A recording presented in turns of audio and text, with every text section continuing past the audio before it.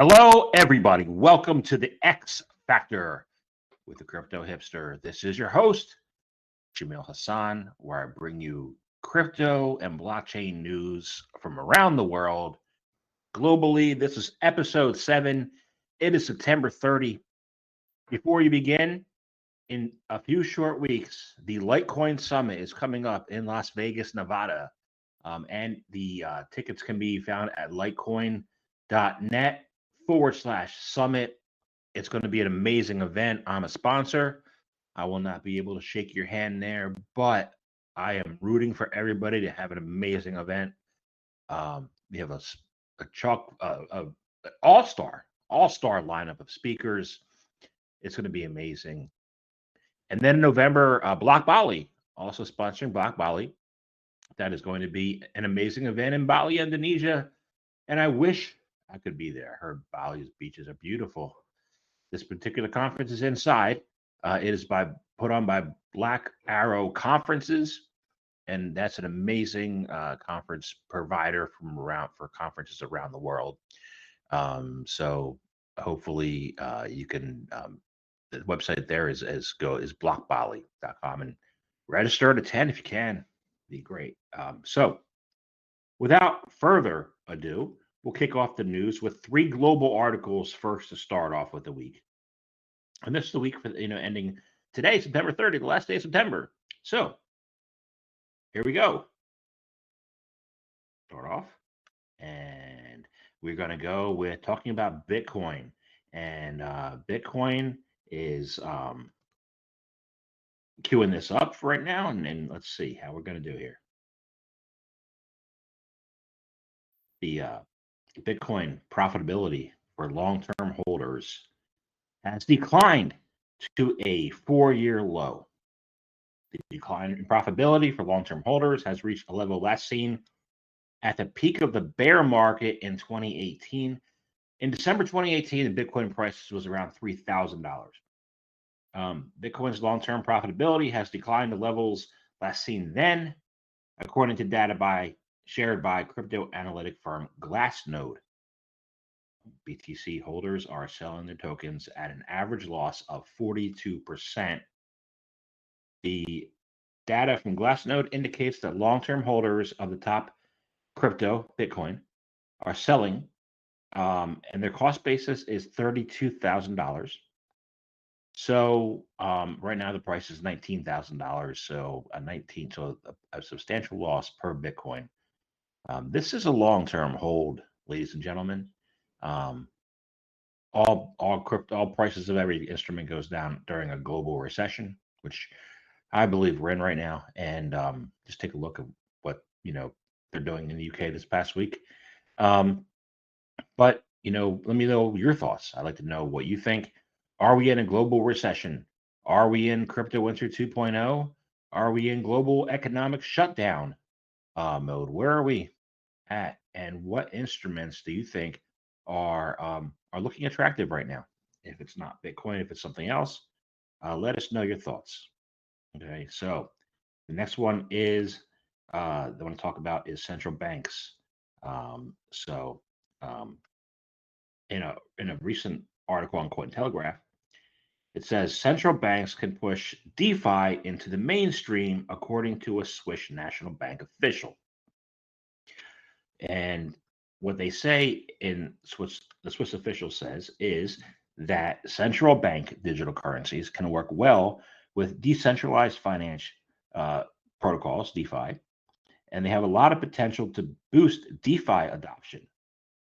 Among the various types of digital currencies, they believe CBDCs could provide more stability and lower risks to the development of DeFi, according to Thomas Moser, who is the governing board member at the Swiss National Bank.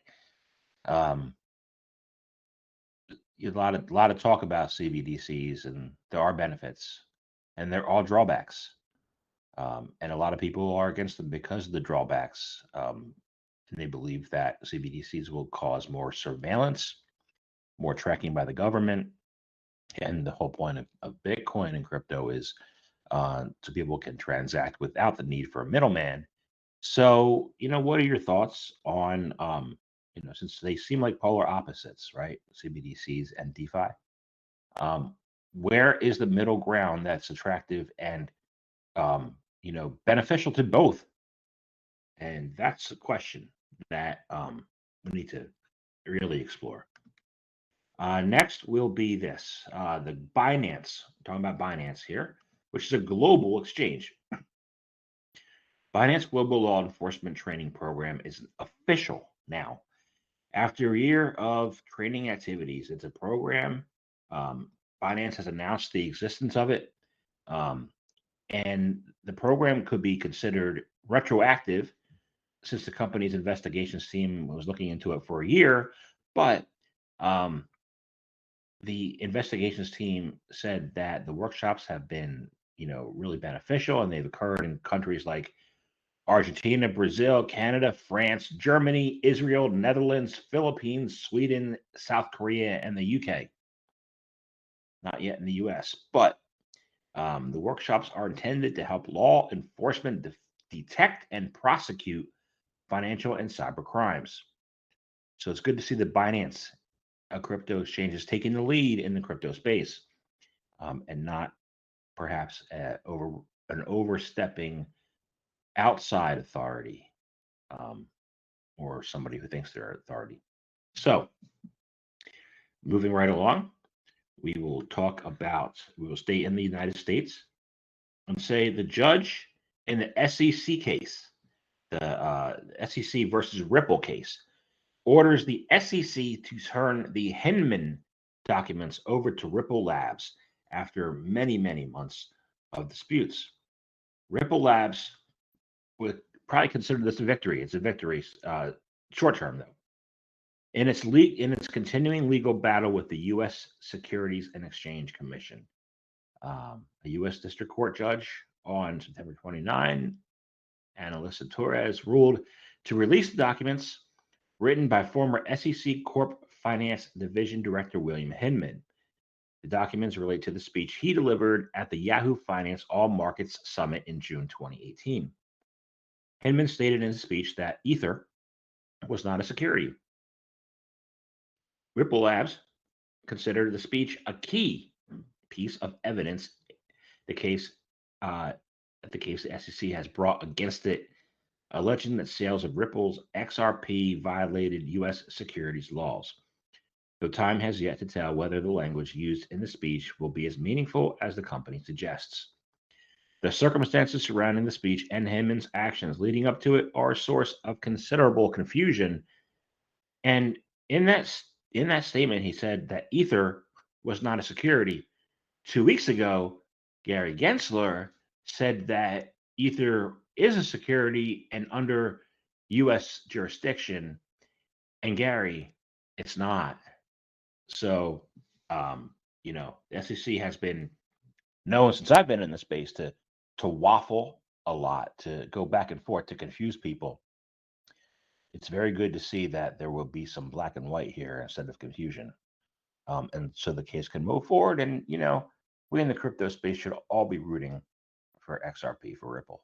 So even if we don't think it's the best security and competes with Bitcoin, um, overreaching government agencies is something that we're not in favor of.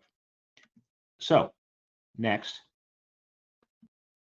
we'll talk about the SEC here, since we're staying with the SEC, and we're going to say the SEC alleges that fintech and market maker firms manipulated the crypto market in token scheme.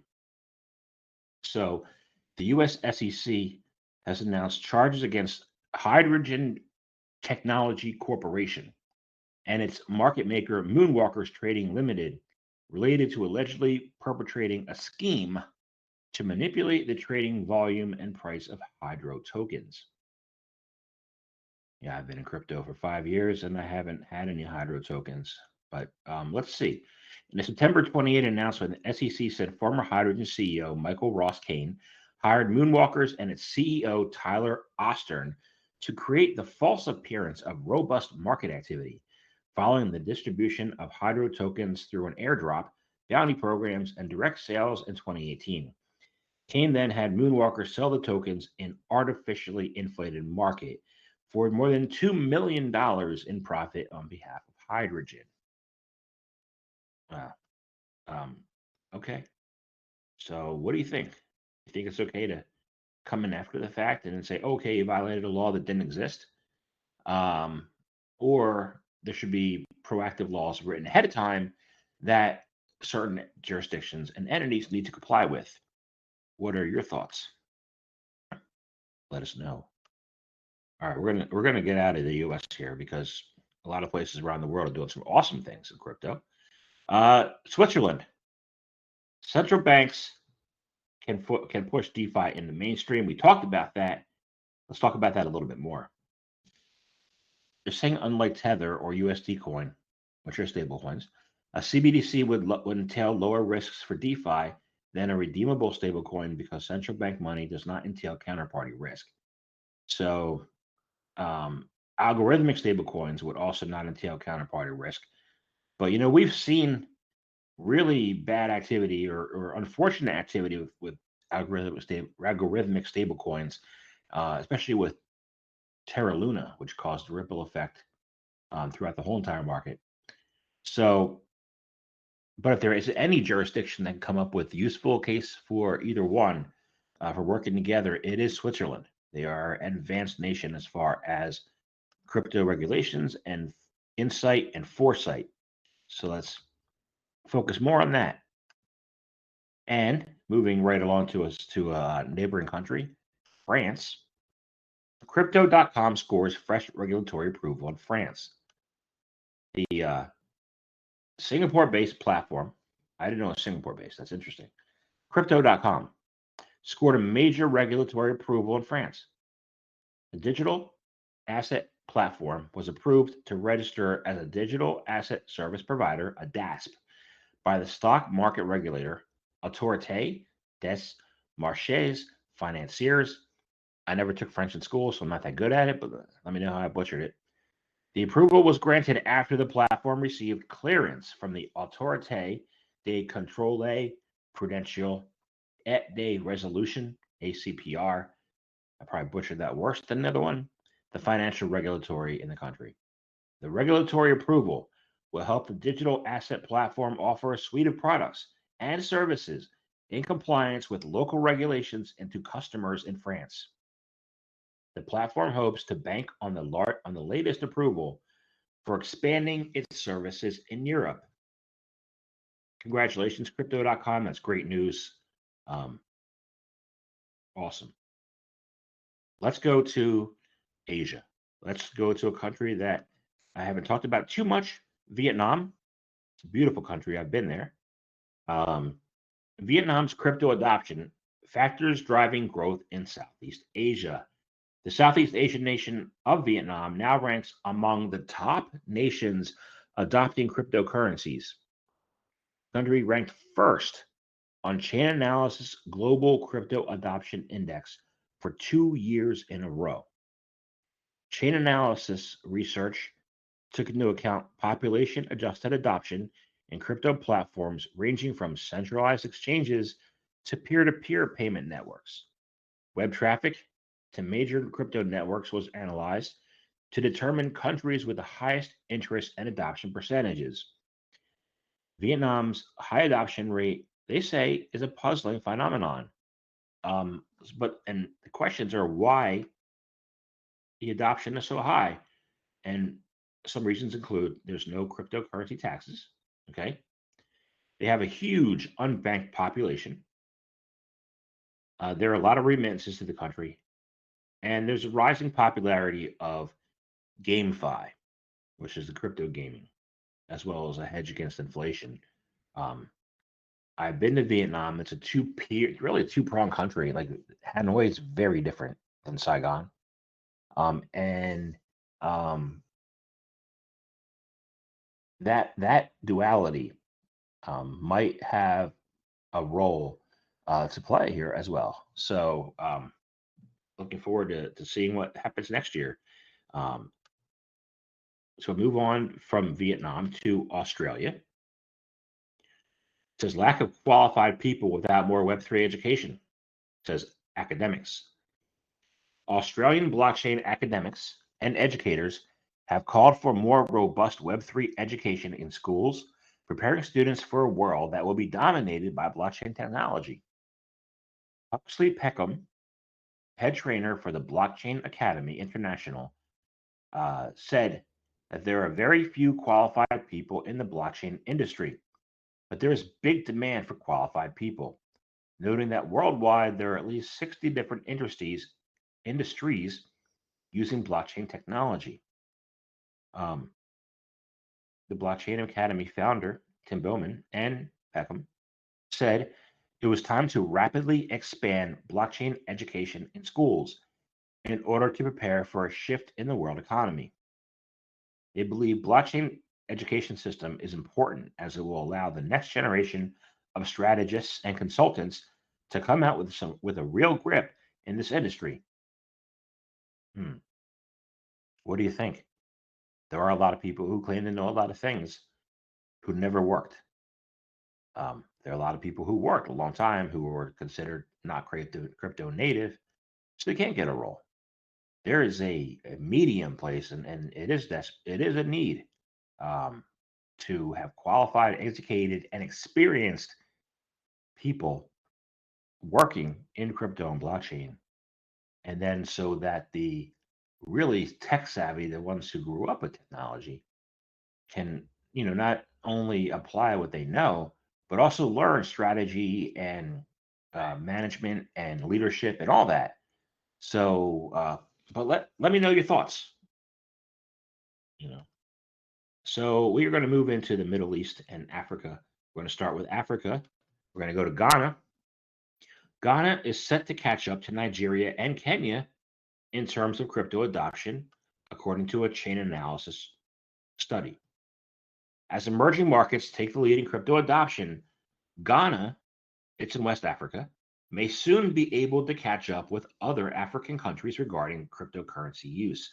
In the report released by Chain Analysis, researchers found that Ghana has the potential to achieve crypto adoption levels similar to Kenya and Nigeria. And right now, those countries rank 11th and 19th in the global crypto adoption index. This study is a big deal. So the study says Vietnam's number one. It says that Ghana can catch up to Kenya and Nigeria, which are in the top 20. And according to Ray Youssef, who's the CEO of peer-to-peer platform Paxful, the local population's needs in Ghana, along with the current growth trends, show its potential to become a leader in Africa. Total trading volume from Ghana in their peer-to-peer exchanges has grown by 400% in the last 2 years. And a lot of Nigerians consider Ghana their home during the summer and are educating Ghanaians on Bitcoin and crypto.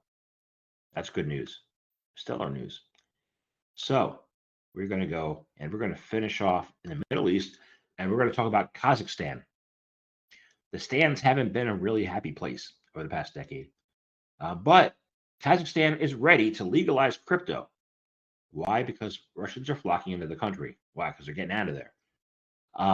Kazakhstan is ready to legalize a mechanism for converting cryptocurrencies to cash if there is demand, said President Kasim Jomart Tokayev. Speaking at the International Forum on Digital Bridge in 2022, Tokayev emphasized that Kazakhstan aims to become an international leader in the field of digital technology, cryptocurrency ecosystem, and regulated mining. He noted that the government of Kazakhstan has drafted amendments into national law to pilot a mechanism for converting crypto at the Astana International Financial Center. We are ready to go further, he says. If the financial instrument shows its further relevance and security, it will certainly receive full legal recognition. That's awesome. That's great. So I want to thank everybody for listening today, and enjoy your weekend, and I will see you next week.